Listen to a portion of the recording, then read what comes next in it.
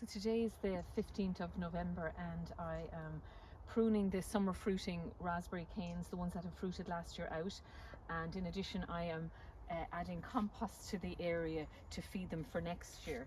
So you can see here in the pathway I have Mypex down and I had bark mulch on it. Now the bark mulch in this particular area had been here for 2 years, so you can see here that it's really well composted down. So what I'm doing now is I'm just pushing it all over here and using it to add fertility to the raspberry canes.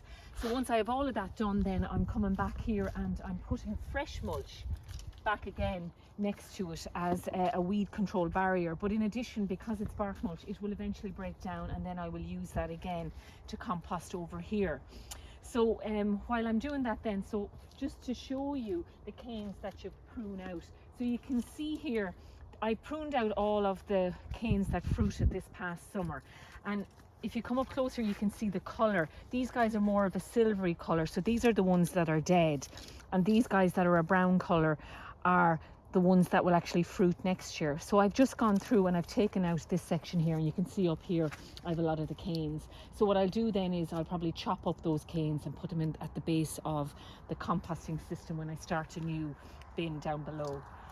So that's just one of the jobs that I do at this time of the year. Normally I don't get to this job until January, but this year, just for some reason today, I just decided to come out and start the project. So it's good to get it done. You can really do it any time after they've stopped fruiting, and the summer fruiting ones are usually finished by like probably mid-August. So anytime after that you can prune them out, and you leave in the vegetative canes basically, and they'll fruit in the second year. And you can see here as well I have a post and wire system. Now one part of it broke this year, so I'll have to redo this. And then in addition to that, I'll come back and I'll probably take about a foot or so off the top of the cane. So I'll bring them down to here. It's just to make it the ease of harvesting then next year, that because if you let them go up that high, it's very hard to harvest them.